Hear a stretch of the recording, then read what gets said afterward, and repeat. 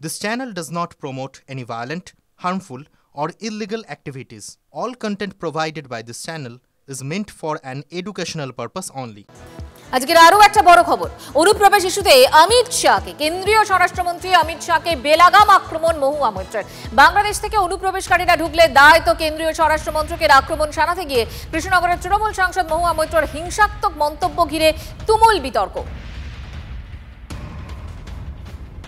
যদি ভারতের সীমান্ত রক্ষা করার আমাদের কেউ নেই, যদি অন্য দেশের মানুষরা রোজে শয়ে শয়ে লাখে লাখে কোটি কোটিতে ঢুকে যাচ্ছে, যে আমাদের মা বোনদের উপর চোখ দিচ্ছে, আমাদের জমি কেড়ে নিচ্ছে, তা তোমার প্রথমেই তো অমিত শাহের মাথাটা কেটে তোমার টেবিলে দেওয়া উচিত। যে স্বরাষ্ট্রমন্ত্রী এবং যে স্বরাষ্ট্র মন্ত্রক দেশের বর্ডারকে রক্ষা করতে পারে না, যে প্রধানমন্ত্রী নিজেই বলছে যে বাইরে থেকে লোক এসে আমাদের মা বোনদের দিকে নাকি চোখে নজর দিচ্ছে, নাকি কি চোখ মেলাতা হিন্দিতে কি একটা বললো নাকি শব্দ, আমাদের জমি দখল করে দিয়েছে। ভাই, তার দোষটা কার?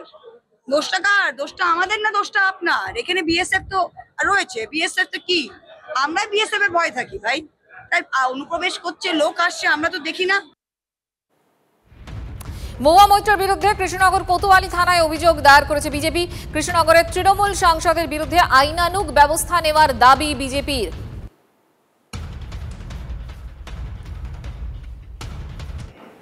যে আদৌ নাকি কেউ ভারতবর্ষে থাকতেই চাইছে না।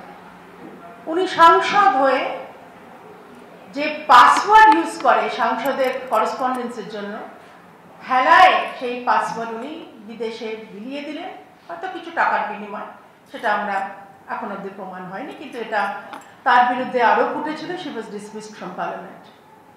এইবার উনি যেটা বলেছেন সেটা নিয়ে আর সত্যি কোনো মন্তব্য করার ইচ্ছে বা রুচি আমাদের নেই, কিন্তু যেহেতু আমরা ভারতীয় জনতা পার্টি এবং ভারতীয় জনতা পার্টির অন্যতম নেতা দেশের স্বরাষ্ট্রমন্ত্রীর মুন্ডু দাবি করেছেন, এত দুঃসাহস দেখিয়েছেন, সেই জন্যই আজকে আমাদের এখানে বলতে আসা।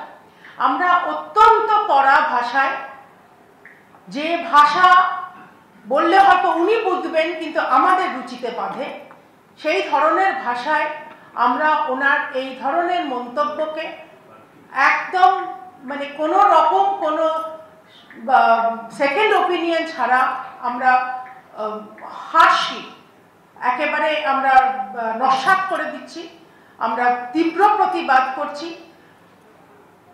মাননীয় অমিত শাহ উনি দেশের স্বরাষ্ট্রমন্ত্রী, দেশের বিভিন্ন রকম সমস্যার দায়িত্বে উনি আছেন, এবং দেশের স্বরাষ্ট্রমন্ত্রীকে যে অন্যতম সাংসদ, সে হোক না অপোজিশনে, সে এই ধরনের মন্তব্য করতে পারে, তাকে আমরা ধিক্কার জানাচ্ছি। করেছেন কেন?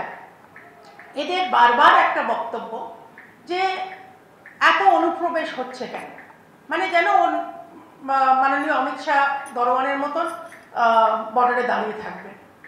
অসংখ্য কে আরো ডিটেলসগুলো বলবে, আমাদের এখানে আছে একদম কিলোমিটার ওয়াইজ কত কিলোমিটার আমাদের বর্ডার বাংলাদেশের সঙ্গে আছে। এই নিয়ে আমাদের অনেকবার আলোচনাও হয়েছে, কত কিলোমিটার বর্ডার অলরেডি ফেন্সড হয়েছে, কত কিলোমিটার বর্ডার জিওগ্রাফিক্যালি আমাদের কারোর পক্ষেই সম্ভব নয়। আপনারা জানেন যারা যারা বর্ডারের বিট করেন, যে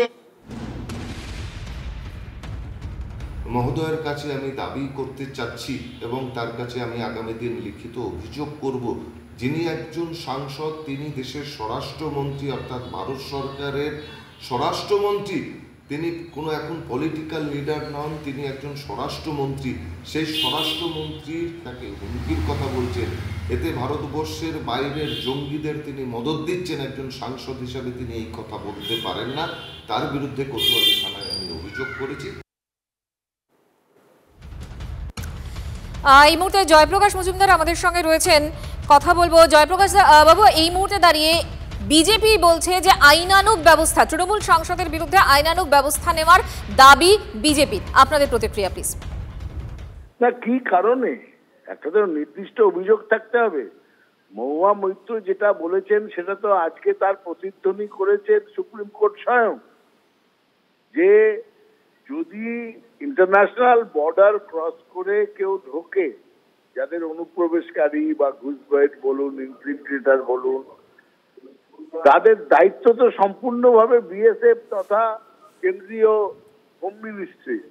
এটা তো আজকে বিএসইবি বলেছে এবং কেন্দ্রকে তার উপরে এফিডেভিট দিতে বলেছে। তো কোথায় ভুল বলেছেন? যে অমিত শাহর দায়িত্ব না তো কার দায়িত্ব? অমিত শাহ বড় বড় কথা বলবেন, বড় বড় অন্যদের উপর দোষ চাপাবেন, আর নিজের দপ্তরের কাজটা নিজের দপ্তর করতে পারবে না। সুতরাং এতে আবার আইনানুগের কি ব্যাপার আছে? ধন্যবাদ আপনাকে।